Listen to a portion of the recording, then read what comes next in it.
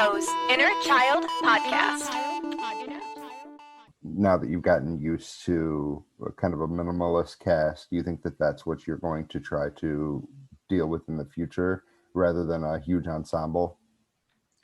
No, I mean, I think that that sort of thing is fun, and it's kind of a difficult exercise as well because, the things that you watch, the references you would pull, the things that you study are all featuring tons of people. Like, regardless of whether or not they're the main focus, having background supporting just people that interact with the character is the majority of stories in general. So I think it's hard to, find a place where it is really just about one person.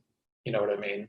It may be about them, but you understand that person as they're photographed next to other people or around other people, and how they engage and interact and how they move and pass through light and that sort of thing. So it definitely felt like a specific exercise to figure out a way to just shoot one guy the whole time. It's kind of like frustrating.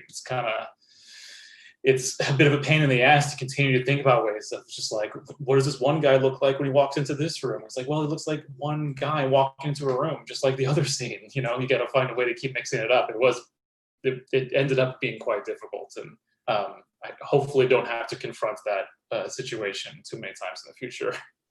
So you prefer working with less challenging situations than just the type, because that deals in with you being able to have more control, or at least more confidence in your control of the situation? I mean, everything is challenging, right? When you're working on a set, everything is a pain in the ass. Everything takes 10 people to do. You know what I mean? It's not the bureaucracy. It's just on the technical side, everything is a heavy lift. Even if you want to move the camera 2 inches to the right, all of a sudden, your gaffer is like, dude, what the hell? I put all my shit over there. So everything ends up being a challenge. I think that the specific challenge of shooting one person and kind of assessing what emotion you're trying to convey through the scene, and assessing what are the important sort of plot points through shooting one person is, I think it's a little more complicated because otherwise you have a foil. If you have a scene with 2 people or 3 people or even a group of people, you have somebody who's reacting to the emotion, who's, people who as a group are the control. They are the opposite. They are something that the protagonist stands apart from.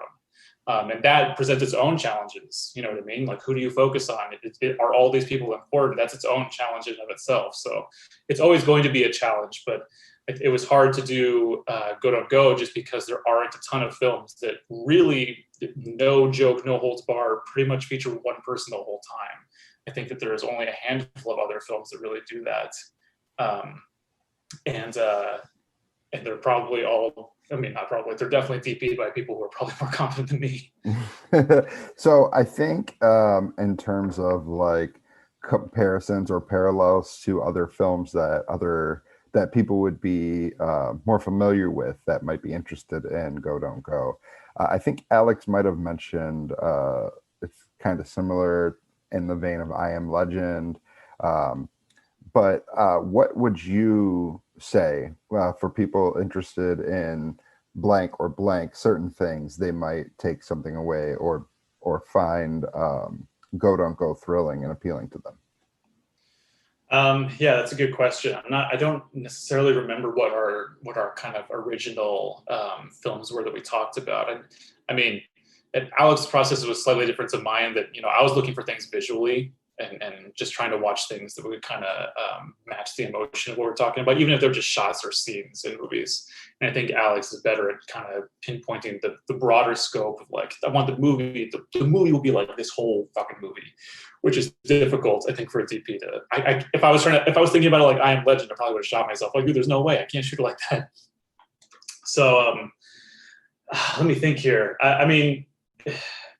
There's certainly a big.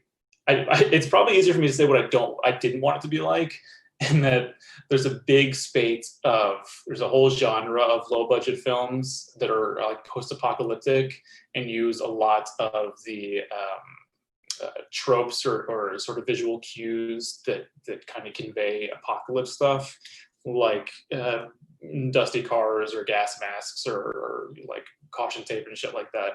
And we decided pretty early on that we didn't want it to be like that because that draws a very straight line in everyone's head about things that have happened, and that's all referencing other stuff that's already existed.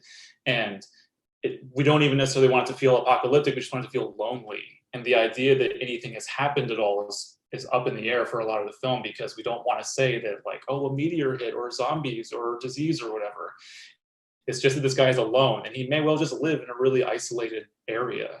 You know what I mean? So long way around to answer your question, which is to say that I knew that the things we want to stray away from more than the things we wanted to lean into as a way to set ourselves apart.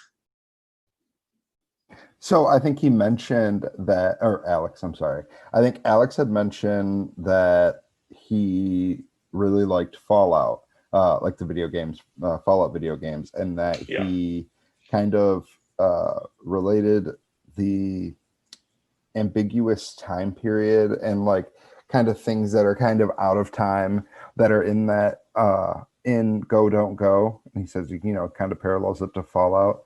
Is that something that affected your job at all, as far as like chronologic or anachronisms are trying to? Yeah, but we talked about that a lot. We talked about just, you know, because a lot of the scenes are very minimal and they involve, you know, his interaction with things is all kind of, it's a feedback loop for himself. So we were always talking about ways that stuff can feel old, but also there's nothing that you can do about, you know, the way that modernity kind of has infiltrated everything. You know what I mean? So you know, there's the television in the film is like from the 90s, and we have like he puts in VHSs and stuff like that, and there's a whole thing about him, you know, calling himself, which in the modern sensibility, if you don't call yourself, you know, you take a note or something on a phone or something, but he has to call himself and leave a voicemail on an answering machine, which is, you know, ancient at this point. And so all these kind of little plot things also had a way to visually interpret the idea that, you know, is this like a place lost at a time? Is it this guy is using this technology specifically because it still works? Like you said, all those little kind of all these things that kind of contrast with what we understand to be, you know, post-apocalyptic film, which is, it is after the modern, after now, whatever moment it's in, it's after now. And I guess potentially you would say that, like, oh, maybe this is the apocalypse after 1992, and that's why all this stuff is the stuff that he's still using. But I don't think anybody will probably think that when they watch it. Literary Joe's Inner Child Podcast.